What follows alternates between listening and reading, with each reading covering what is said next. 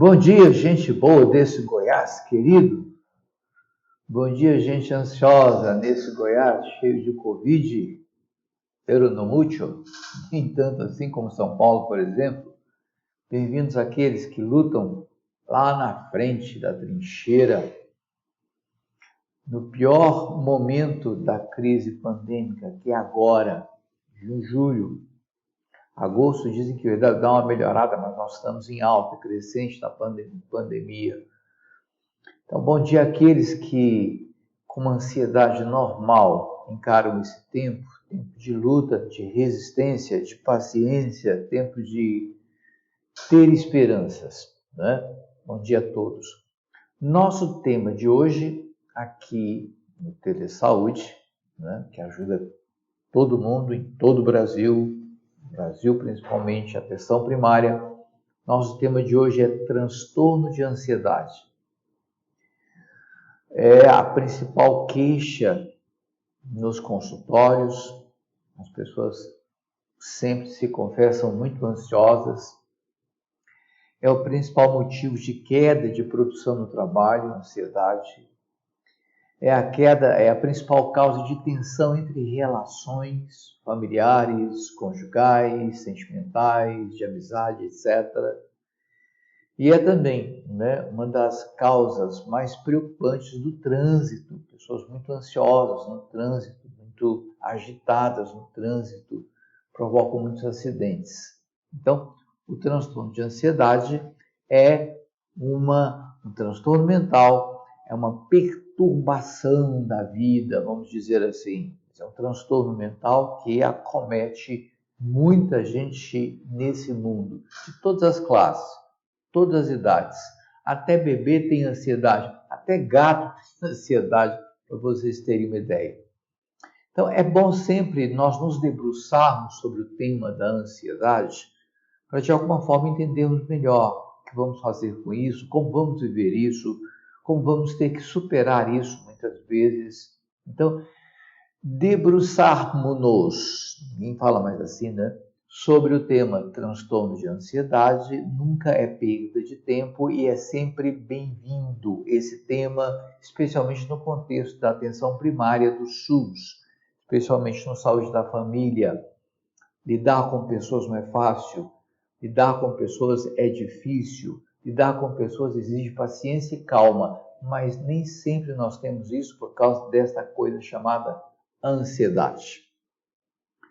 Vamos lá então? Bem, vamos começar falando aí do que se trata, né? O transtorno de ansiedade afeta a forma como a pessoa pensa, age, relaciona-se e trabalha. Então, é um transtorno que afeta o comportamento, a conduta, de maneira geral, né?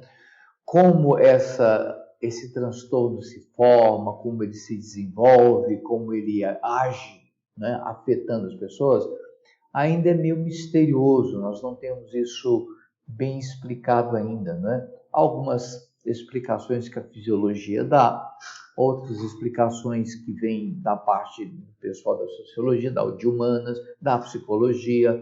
Nós não sabemos muito bem como é que ele se forma e como é que ele se desenvolve na pessoa. Sabemos que ele existe porque ele tem consequências, né? Então ele afeta a forma como a pessoa age, pensa, relaciona-se, trabalha, etc, etc, etc. A ansiedade tem dois afetos predominantes, né? E por incrível que pareça, são os dois únicos afetos ligados ao tempo, principalmente o tempo futuro, que é o medo e a esperança. Então, agora na pandemia, nós olhamos para o futuro com medo e perguntamos: quantos ainda vão morrer? Então, nós olhamos o futuro com esse medo, um medo plenamente justificável, porque o vírus não é brincadeira. Mas nós também temos uma esperança, né? Esperamos que morra o mínimo possível, ou, se possível, que ninguém morra, que todos escapemos, que todos atravessemos esse ano bem, tenhamos saúde no final do ano, por exemplo, para comemorar o Natal, o Novo Ano. Então, temos medo porque o futuro contém ameaças, mas também temos esperança, porque podemos fugir, podemos evitar o que as ameaças declaram. Dizem os especialistas que esses dois afetos, medo e esperança, que são os dois ligados ao tempo futuro, andam juntos. Não há medo sem esperança e não há esperança sem medo. Isso vem lá de Spinoza, Baruch Spinoza, que dizia isso no seu tratado sobre ética, né? E sobre política. Medo e esperança são como as duas asas de um avião. Nós, quando temos medo, precisamos de esperança, e a esperança sempre vem em compensação ao medo, né? Uma outra coisa, o futuro tanto pode trazer ameaças à vida quanto aos bens, né? Esperamos que dê tudo certo, mas de repente, e se não der? De repente, e se ficar pior ainda? Diz o pessimista que há sempre um jeito de ficar pior, e eu acredito nisso, né? A ansiedade que nós vamos falar aqui é do tipo generalizada. Está na letra F41.1 do CID-10, do Código de Doenças Internacionais 10, né? Fala de transtorno de ansiedade generalizada. Então, aqui nós vamos tratar mais desse tema aqui, porque há outros tipos de ansiedade, mas esse é o mais comum, é o que mais nos interessa, né? A ansiedade do tipo generalizada ocorre quando uma pessoa encontra dificuldades para controlar o medo durante vários dias, por um período superior a 6 meses. Então, acordou nervoso hoje. Pode não ser a ansiedade do tipo transtorno. Essa semana foi difícil, as pessoas se sentiram mais cansadas, mais sobrecarregadas. Semana que vem passa, e passa mesmo, né? Segundo a esperança que nós aqui discutimos. Então, não é a ansiedade que nos interessa. A ansiedade que nos interessa, que causa sofrimento e dor, é aquela que o medo provoca um mal-estar muito grande, de difícil controle, e é superior ao período de 6 meses. Então, por 6 meses inteiros, a pessoa teve muito medo, teve que se agarrar muito a alguma esperança e não há como controlar o medo por mais de 6 meses. Então, isso nos interessa. Já é um sinal interessante para nós, segundo nos orienta o Código de Doenças Internacionais. Bom, segundo esse mesmo código, os sintomas mais observados são esses. Prestem atenção aí. Preocupações e medos excessivos, porque preocupações e medos todos temos em certa medida, mas excessivos nos interessam. Visão irreal de problemas. Então, o problema é de um tamanho, a pessoa ansiosa aumenta muito. A pessoa se enrola com quase... Minha avó dizia assim, há pessoas que se enrolam com o cabelo das pernas. Quer dizer, esse é o ansioso crônico, porque tem uma visão irreal de problemas.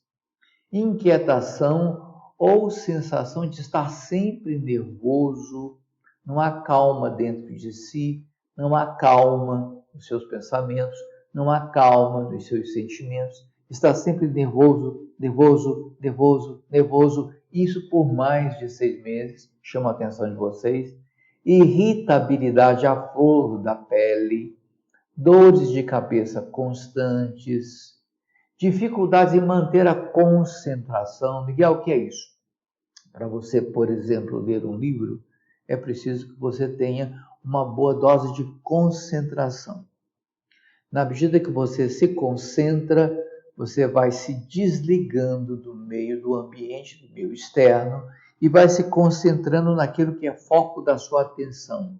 Então, um foco mais preciso, um foco maior. A pessoa fica mais focada no que está fazendo, no que está lendo, por exemplo. Isso nós chamamos de concentração, essa capacidade de manter o foco em alguma coisa que é de interesse. Pois é, o ansioso perde essa possibilidade de foco. O pensamento está sempre indo e voltando, indo e voltando, indo e voltando. Olha para os lados, olha para cima, olha para baixo, olha para os outros, escuta um, escuta outro. A pessoa fica meio inquieta, com dificuldades de manter a concentração. É outro sintoma dessa ansiedade. Dificuldades para dormir ou manter-se acordado. A pessoa sentou na mesa, começou a trabalhar, vem o sono. Isso aconteceu ontem, aconteceu anteontem, semana passada, mês passado, há meses. A pessoa vive pescando como se não dormisse à noite. Pode ser um sinal de ansiedade. Não estou dizendo que seja. Pode ser um sinal de ansiedade, né? E dificuldade para dormir.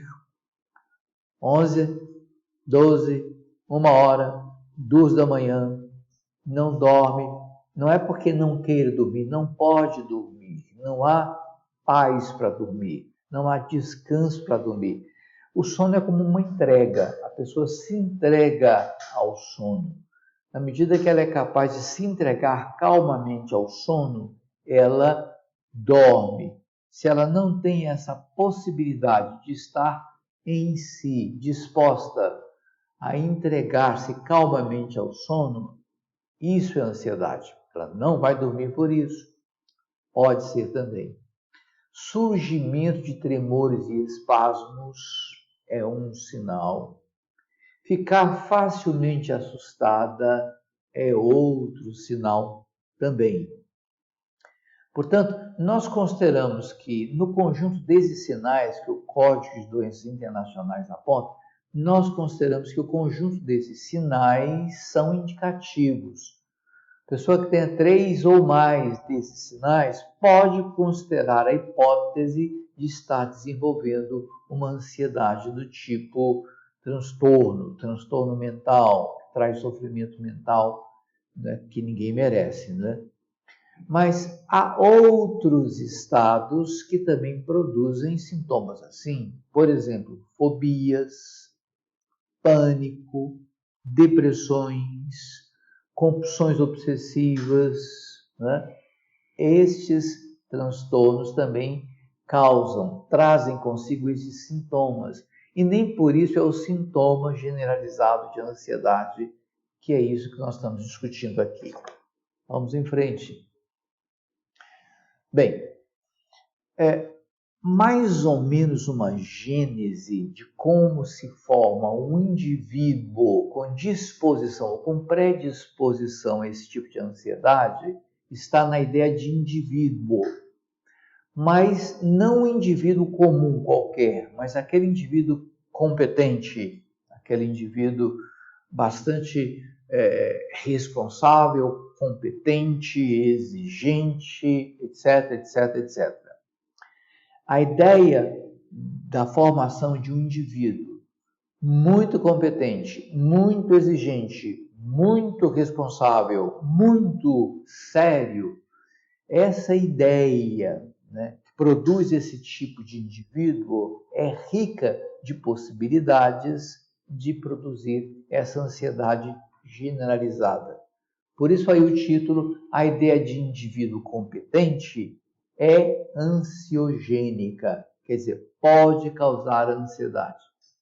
O indivíduo pensa que está muito bem, sendo muito sério, sendo muito exigente, sendo muito responsável, tentando ser o máximo possível competente, e na verdade ele está alimentando uma ideia de indivíduo no qual ele quer se tornar, e em se tornando descobre-se muito, muito ansioso, né? Com uma dificuldade tremenda de levar adiante a vida, porque tem muita, muita ansiedade. Tá. São 3 os pontos que eu coloquei aí que justificam mais ou menos essa ideia de indivíduo competente como ansiogênica. A primeira apresentação, né? Primeiro ponto. A presença da ansiedade está ligada à ideia de que as pessoas são indivíduos competentes. Quer dizer, são indivíduos capazes de realizar trabalho, estudo, relações que dão certo. Né? A gente elogia muito os outros quando os outros funcionam bem, fazem um bom trabalho, tem um desempenho legal. Então a gente diz assim, puxa, como fulano é competente, como fulano é competente. Competente é uma ideia muito perigosa.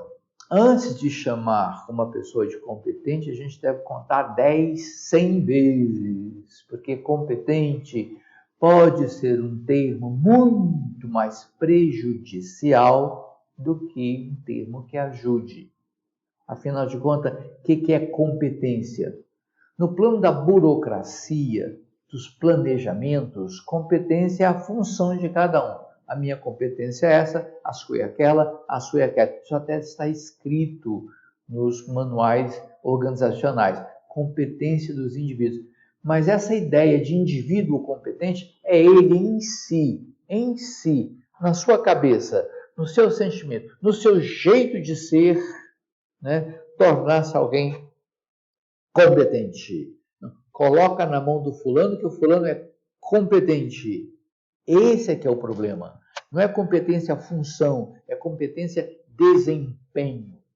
Isso é de uma carga emocional tremenda. Isso é de uma potencialidade de fazer mal horrível. A segunda ideia é essa. Por isso, essas pessoas são perfeitamente capazes de constituir posses a partir de si, porque essa é uma exigência social, né? Assegurá-las, porque isso faz parte da competência, constituir posses e assegurá-las, não perdê-las, agir de forma competente, sempre demonstrando aos outros que é bom no que faz, autônoma e dar sustentabilidade ao seu estilo de vida. Olha só, quanta complicação. É claro que a pessoa fica ansiosa, mas eu quero chamar a atenção de vocês, especialmente para o termo autônomo. O que é uma pessoa autônoma? O que é autonomia? Autos é si mesmo, é a pessoa, né? É um autos. Noma vem de nomos. Nomos é regra, é lei. Né? Então, a pessoa autônoma é aquela que dá a si mesma a lei que segue. Ela é senhora das suas próprias regras. Né? Ela tem a jurisdição de si, a jurisdição dos seus atos, a jurisdição dos seus pensamentos, dos seus sentimentos, das suas reações. Isso é que é uma pessoa autônoma. Uma pessoa que tem a sua própria lei aplicada ao seu modo de viver, ao seu modo de ser, ao seu modo de reagir. Olha que palavra perigosa, né? Não, eu tenho autonomia. Como assim? Você tem jurisdição de si mesmo? Você tem essa tremenda capacidade de dar a si mesmo a sua lei, de tal maneira a viver por ela e estar bem com ela, e viver de maneira competente com ela. Então, nós usamos a palavra autonomia dentro da ideia de indivíduo, porque o indivíduo desenvolvido, o indivíduo que foi bem criado, que estudou, o indivíduo que foi bem informado, que foi bem formado, o indivíduo que está bem, o indivíduo autônomo. Será que alguém tem tanta competência assim de dar a si mesmo a sua própria jurisdição, de dar a si mesmo a sua própria lei? E mais, não é só autônomo, mas é muito capaz de sustentar o seu estilo de vida sempre. Ora, a vida não é assim. Viver é um pouco mais perigoso. João Guimarães Rosa, lá no livro Grande Sertão Veredas, seu único romance, escrevia sempre: viver, moço, viver é muito perigoso. É muito perigoso, dizia o cangaceiro Riobaldo. Né? Viver é muito perigoso, moço. Viver é perigoso por quê? Porque ninguém tem tanta autonomia para dar uma lei a si que garanta a sua sustentabilidade em termos de estilo de vida sempre. Ninguém é tão capaz de constituir posses o suficiente para si e assegurá-las sempre. Portanto, se a ideia de indivíduo traz em seu bojo estas coisas, é claro que em essas coisas sendo perseguidas, sendo buscadas, serão coisas que vão fazer desse indivíduo alguém muito, muito ansioso, né? Então, a nossa ideia atual de indivíduo competente, autônomo, capaz, sustentável, forte, essa ideia não me parece ser das mais saudáveis para alguém desenvolver uma vida que tem um mínimo de bem-estar. No terceiro ponto, nós colocamos assim: para protegerem-se uns dos outros, os indivíduos que estão lutando para serem competentes e terem posses e assegurar as suas posses, né, vão ter que constituir governos. Por quê? Porque eles vão estar sempre desconfiados uns dos outros, tendo que se defender uns da competência dos outros, uns guardando a sua autonomia em relação à autonomia dos outros. É a guerra de todos contra todos, já dizia Hobbes. Hobbes que escreveu um livro chamado Leviatã, onde chamava os governos de o grande Leviatã, o grande monstro do mar, aquele que domina todos. De sorte que esses indivíduos, temendo serem desconstituídos das suas posses, desconstituídos da sua competência, desconstituídos do seu bem-estar competente, vão ter que constituir governos para manterem o seu status. Nesse sentido, para que tenham um governo, eles vão ter que ceder às suas liberdades em troca da proteção que esse governo possa dar, né? Ora, se o governo, para dar proteção, tem que pedir alguma coisa, segundo Hobbes, lá no Leviatã, vai pedir a liberdade de cada um, porque cada um vai ceder uma boa parte da sua liberdade para que haja governo. Quem constitui governo sobre si perde muito da sua liberdade para o governante que constituiu para a sua própria proteção, diz o Hobbes, né? Tá, lendo tudo agora.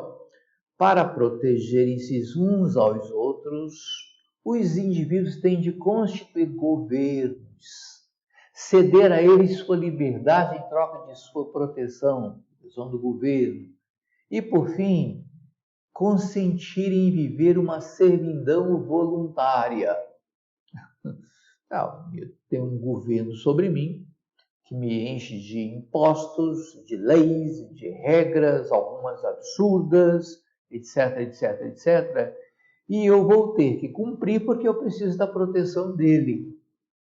Mas o governo não é uma coisa assim tão boazinha, não, que dá proteção só em troca de liberdade. Só, hein? Só é pouco. Ele faz mais do que isso. O governo também ameaça, o governo também causa medo, o governo também traz inquietação, que é para justificar a sua própria existência. Porque na medida que ele incendeia, também se propõe como bombeiro.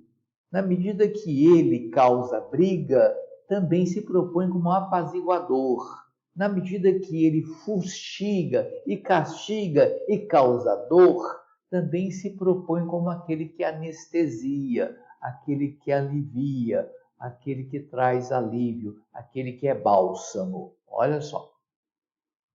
Essas ideias todas vêm de Locke, de Etienne de La Boétie, do Deleuze, do Sartre, que é um discípulo do Deleuze atualmente, do Weber, etc, para não dizer do Freud também, né? De sorte que essa ideia de indivíduo competente, autônomo, capaz de propriedade, de si, inclusive, principalmente segundo Locke, capaz de tanta coisa impressionante, esse indivíduo é em si, né, alguém muito fortemente candidato a ser um ansioso crônico. Portanto, a ideia de indivíduo, como nós a temos agora, pode tornar alguém muito ansioso. Tente ser tão competente quanto queira. Tente ser tão autônomo quanto queira. Tente ser tão proprietário quanto queira. Tente ser tão quanto queira. A ansiedade bate à porta. Não estou fazendo uma crítica filosófica, psicológica, psicanalítica feroz à ideia de indivíduo. A ideia de indivíduo existe como o indivisível na sociedade. Ela vai persistir por muito tempo, não sei por quanto tempo, né? Mas é uma ideia que a gente tem que tomar cuidado com ela para não vivê-la tão literalmente quanto ela é pregada, né? Vamos lá. Quais são os estressores mais comuns para esses indivíduos que eu falei, né? Bem, ambientes de alta pressão. Então, ambientes de alta pressão são estressores fantásticos. E desde que, né, se descobriu, e isso foi mais ou menos recente, desde que se descobriu que pressão no ambiente de trabalho torna as pessoas mais produtivas, então alta pressão no ambiente de trabalho se transformou em método, né? Então, há empresas que contratam na sua organização, né, contratam pessoas para produzirem pressão sobre funcionários. Escolas, fábricas, comércios, etc. Pressão. Porque sabem que a pressão é um excelente, entre aspas, método para produtividade, aumento de produtividade. Só que queima o indivíduo, queima mesmo, porque a ansiedade vai vir de maneira muito forte, generalizada, e o indivíduo pode ficar desabilitado para o trabalho por causa dessa pressão tão alta. Tá? Um segundo estressor, abuso, violência, assédio moral e outros traumas. Coisas também do mundo do trabalho e do mundo doméstico também. Nós estamos lutando muito hoje contra abusos, né? Abusos sexuais, inclusive, abuso de poder, né? Se fala e se luta muito contra abuso de poder para todo lado, né? Violência, nunca tivemos uma taxa tão alta. Os americanos escandalizados saíram à rua porque a violência policial tem um certo número de ocorrências. Os policiais praticam um certo número de violências contra a população, especialmente a negra.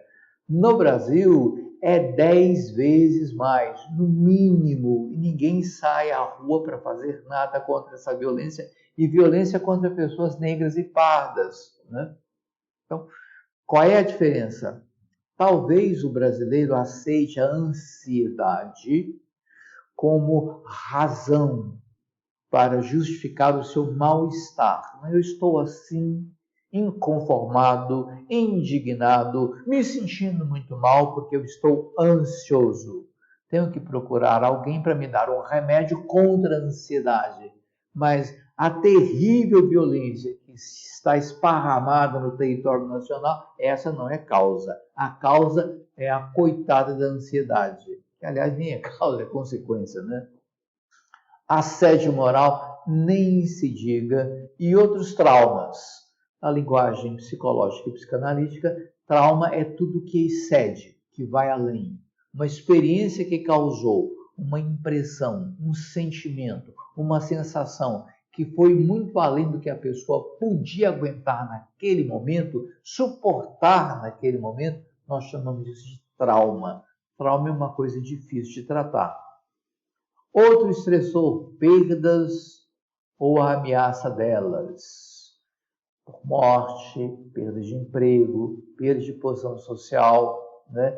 Nós estamos debaixo da ameaça de muitas perdas nessa recessão que a quarentena nos impôs para salvarmos as nossas próprias vidas. Então, nós tivemos que nos segurar em casa, em ambientes isolados, tivemos que desacelerar o comércio, portanto, a indústria, portanto, a produção de riquezas. Estamos agora ameaçados em termos de PIB, estamos ameaçados em termos de ganho financeiro. A sombra da perda ou das perdas, né, nos ameaçam todo dia, e é uma ameaça séria, e, portanto, há uma quantidade enorme de pessoas já com sintomas sérios de ansiedade generalizada. Outro estressor, situações de grandes mudanças na vida, casamento, mudança de residência, mudança de cidade, divórcio, tantas situações que acontecem que a pessoa não contratou, não pediu, não queria, mas aconteceu. As mudanças vêm muito rápido. O Belchior, na música dele, dizia que o novo sempre vem. Mas seria bom que viesse assim mais levemente, mais suavemente, mas o novo tem vindo como mudança brusca, abrupta. Esse tipo de mudança brusca, abrupta, sem que se espere, também é um fator estressor forte, causa ansiedade. Outro estressor, efeito colateral de medicamentos ou substâncias como drogas, álcool, cafeína e nicotina. Aquilo que antes era remédio, agora se torna veneno. Devido por ansiedade, tomava o medicamento. Agora, toma o medicamento porque o medicamento que tomou causa ansiedade. Então, tomar outro remédio para combater o remédio que trouxe ansiedade. E que antes era para curar a ansiedade. Olha que coisa, né? Então, tem muita gente abusando de medicamentos psicotrópicos, de substâncias psicoativas, que são drogas e álcool, cafeína, nicotina. E esse abuso está causando estresse no corpo e na mente, de tal maneira a disparar situações de ansiedade e medo incontroláveis. Um outro problema financeiro, estressor, financeiro e desemprego. Então, se nós estamos agora numa grande alta de desemprego, numa grande ameaça financeira, então nós teremos daqui para frente que lidar com a ansiedade generalizada muito intensamente e muito frequentemente, né? O último estressor que eu coloco, há muitos, mas eu selecionei isso porque esses são do nosso tempo agora, né? Relacionamento difícil com um parceiro, membro da família ou amigos. Pessoal mais nervoso, pessoal mais irritado, pessoal mais ameaçado, o pessoal mais constrangido por circunstâncias fora de controle, né? São pessoas de difícil relacionamento, seja conjugal, familiar, seja entre amigos. Então nós devemos ter muita paciência uns com os outros, porque os dias são mais difíceis. De qualquer forma, estes estressores que nós aí colocamos são atuais, são sérios, são ansiogênicos, podem causar, né, no final do ano, por exemplo, uma multidão de ansiosos crônicos com transtornos de ansiedade, e nós vamos ter que aprender a lidar com isso, conviver com isso, até podermos, de alguma forma, superar esse momento mais difícil. Vamos lá. O que fazer? Estão aí 5 sugestões. Primeira, ter consciência de que os sintomas podem ser temporários. Mesmo que eles se arrastem por meses e por anos, se enfrentados de maneira correta, se assistidos de maneira correta, se acompanhados de maneira inteligente, podem não entrar em remissão, em cura, isso não existe, mas podem deixar de incomodar tanto, né? Tanto. Outra coisa, nós temos que ter a consciência também de que remédios são paliativos. Então, cuidado no uso de remédios psicotrópicos. Cuidado no uso dos benzodiazepínicos. Cuidado. Cuidado no uso dos antidepressivos. Cuidado. Cuidado no uso dos antipsicóticos. Cuidado com isso. Eu já vi pessoas se gabando porque tomam um remédio muito forte que derruba até um cavalo. Que isso? Para que um coice tão grande? Parem com isso. Então, remédios são paliativos. E a gente tem que ter cuidado com eles, porque eles também são venenos, dependendo da dose. Dizem que a diferença entre o remédio, o veneno é a dose. Então, tem gente fazendo remédio, veneno.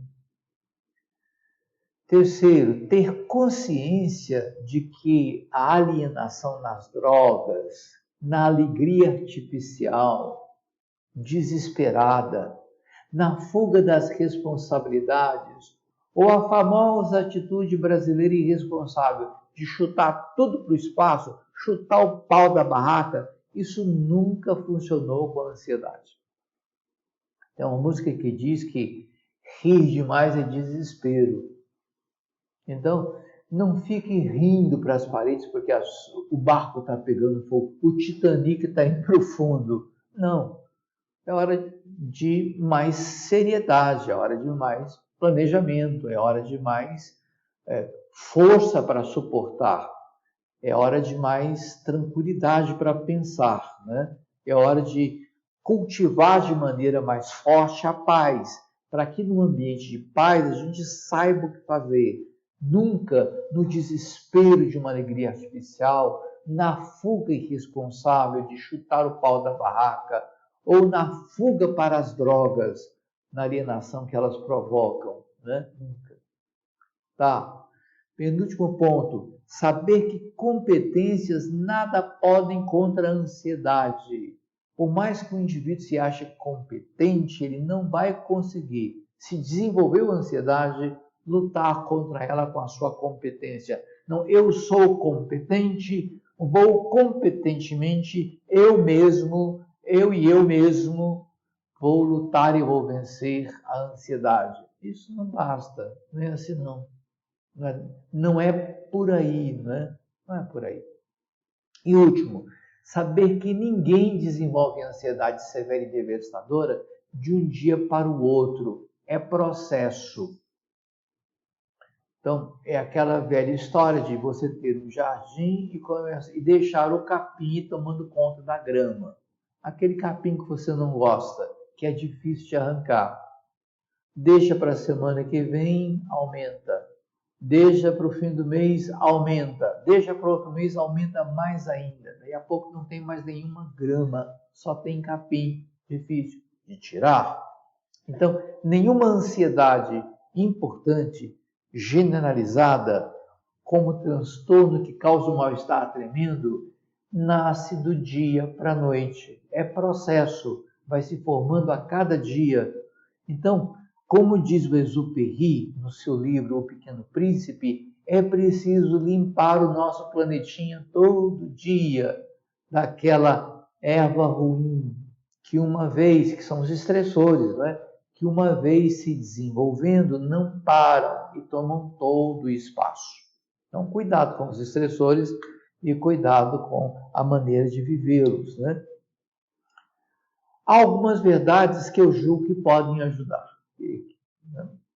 Se vão ajudar, não sei, mas tem ajudado muita gente. Então, se eu coloco isso aí, é porque eu tenho lido isso em muitos lugares, sou psicólogo clínico, tenho conversado com muita gente por mais de 25 anos e tenho visto que essas coisas funcionam para muita gente, né? A primeira coisa, temos a consciência clara, claríssima, de que dependemos uns dos outros.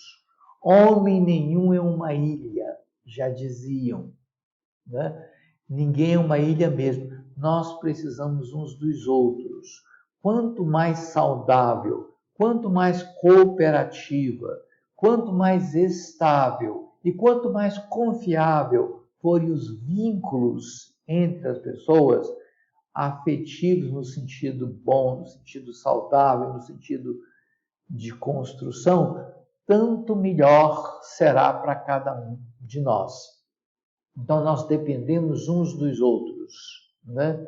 Essa dependência não será como aquela que o Hobbes falou no Leviatã, cedendo a nossa liberdade para um poder maior para que nós tenhamos segurança. Vocês sabem que o Rio de Janeiro... Eu morei no Rio há muitos anos. Quando começaram as milícias no Rio, eu estava lá. Os comerciantes da minha rua diziam: não aguentamos mais os furtos aqui. Garotos, né, de 13, 14 anos, né, eles saíam furtando pequenas mercadorias do comércio e era uma bronca danada, porque ninguém tinha muito dinheiro e todo mundo precisava das suas mercadorias, mesmo pequenas, mesmo mínimas. E os meninos roubavam. Então, fizeram uma reunião, na minha rua foi assim, fizeram uma reunião e resolveram contratar milícias. Então, eram pessoal tanto da polícia ativa, quanto da polícia inativa, o pessoal reformado, quanto outros que trabalhavam como segurança, se uniram para criar uma milícia que cuidasse daquela rua. Esse cuidar significava expulsar os meninos que furtavam, limpar a rua, era o nome que se dava à operação naquele tempo, né? Isso foi há muitos anos. Saí do Rio, mudei. Agora sei que estes pequenos grupos milicianos que limpavam as ruas de trombadinhas se transformaram numa grande e poderosa organização que dentro e fora do Estado trabalham de maneira quase invisível, impondo aos outros a sua vontade, as suas taxas, as suas leis, a sua violência, e é um problema nacional de grande repercussão e de grande violência hoje, a tal das milícias, os milicianos, né? De sorte que, cedendo a sua liberdade para a segurança, o pessoal do Rio de Janeiro que eu conheci acabou caindo na servidão junto às milícias. As milícias são seus senhores, eles são escravos, eles fazem o que as milícias pedem, se não morrem ou são expulsos. Então, quando eu falo que todos dependemos uns dos outros, é sem servidão. E essa ideia é uma ideia bonita que está lá em Deleuze, Gilles Deleuze. Fala isso de maneira muito bonita, em quase toda a obra dele, né? Outra verdade, a capacidade que as pessoas têm de recomeçar é geral e um verdadeiro milagre, né? Então, nós temos dentro de nós uma força tremenda que nos faz levantar sempre das piores situações. Não sabemos de onde as pessoas tiram forças, onde elas vão buscar recursos em si, não sabemos. Parece milagre, quer dizer, aquilo que não se explica. Mas nós sabemos que pessoas que estavam no fundo do poço, de repente reuniram a última força que tinham, as forças que tinham, reuniram e se levantaram e se colocaram de pé e voltaram à luta. Olha que coisa bonita. Isso é verdade. Outra verdade, evitar relações não tóxicas é um grande remédio. Como assim, Miguel? Nós somos muito tendentes a viver como gato e rato, ou como cachorro e gato, né? Nós temos muita facilidade em convivermos brigando, em atrito, né? Em desrespeito uns aos outros, né? Haja vista os preconceitos que varrem a nossa sociedade, as nossas sociedades de ponta a ponta, né? Preconceitos, os mais diferentes e os mais terríveis possíveis. Preconceitos que até matam, como aquele lá racista nos Estados Unidos. Preconceitos que matam. Pois é, estas pessoas que gostam de viver esses atritos escolhem para si pessoas que vão produzir relações tóxicas, de muita briga, de muita desconfirmação, de muito insulto, de muito desrespeito, de muita desconsideração, de tudo aquilo que faz da vida um inferno, como dizia Sartre, né? O inferno são os outros. Essas relações muito tóxicas estão presentes no mundo todo. E são relações que causam ansiedades terríveis, além de doenças psicossomáticas as mais difíceis e complexas. Quem fala muito sobre isso é um autor inglês, lá do Reino Unido, chamado Dalrymple. O nome dele é Daniel, tem um outro sobrenome que eu não me lembro, mas ele escreve com um pseudônimo chamado Thomas Dalrymple. O livro mais famoso dele é um livro chamado Podres de Mimados, onde ele fala da geração do Reino Unido que foi criada, que foi sustentada pelo Estado durante muito tempo, e essa geração nunca teve limites, essa geração nunca foi educada para cultivar relações saudáveis e tornaram-se então pessoas agentes de relações tóxicas, agentes de convivência tóxica. Há pessoas assim, há lares assim, há casamentos assim, há amizades assim, onde as pessoas se detestam, mas não se largam, se matam, mas não se deixam. São viciadas, nessa coisa tóxica da desconfirmação, da crítica destrutiva, do ataque violento ao outro. Então, deixar relações tóxicas é imperativo. Não tê-las é um grande remédio. Outra verdade, a espiritualidade que leva à transcendência existe e funciona. Então, uma pessoa que tem a habilidade espiritual de se elevar, Freud dizia sublimar, de colocar-se acima, como vida, acima de contingências destrutivas. Pessoas capazes de transcendência, uma espiritualidade que transcende aquilo que destrói muito, aquilo que é muito tóxico. Essa espiritualidade existe e funciona. Não estou falando especialmente de religião, porque algumas não têm espiritualidade alguma.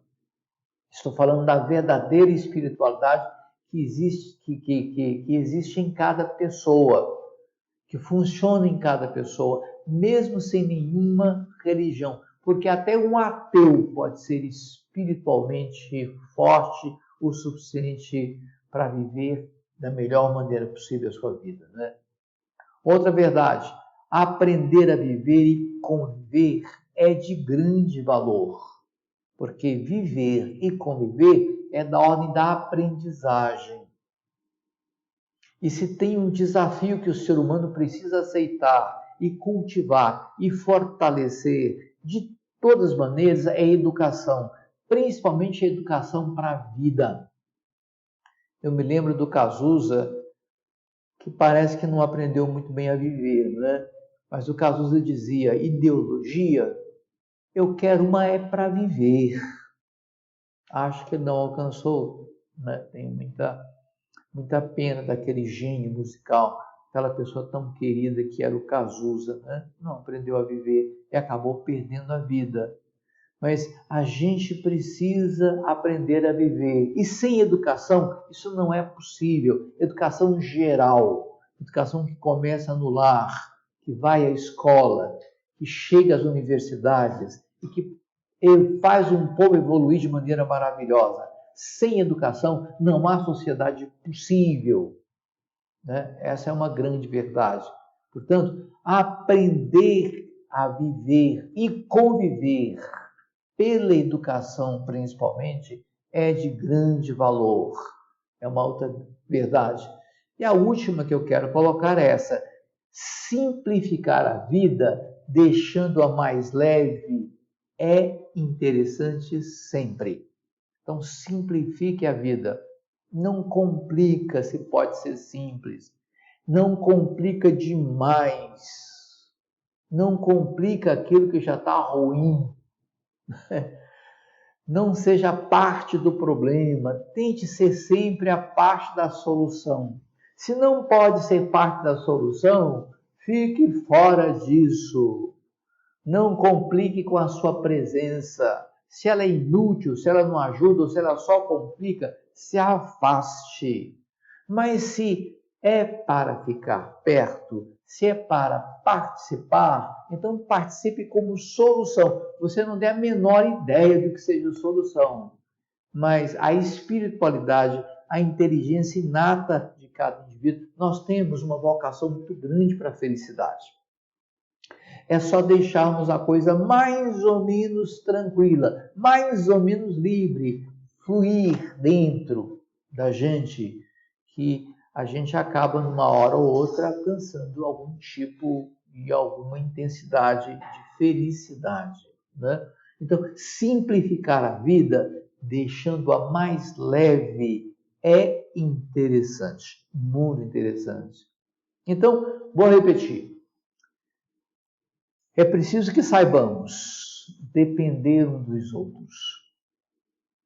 É preciso que saibamos fugir da servidão, mesmo e principalmente a voluntária. É preciso, né, termos a capacidade e as forças de recomeçar sempre, sempre que for preciso, nem que seja por milagre. É preciso aprender a recomeçar. É preciso evitar relações não tóxicas, evitar relações, é preciso evitar relações tóxicas. Eu escrevi errado aí, né? É preciso evitar relações tóxicas. Evitá-las é um grande remédio. Crer que a espiritualidade ajuda muito a aprender a viver e conviver sempre. E sempre que possível, simplificar a vida, deixando-a mais leve e mais interessante. Ok? Grande abraço a todos!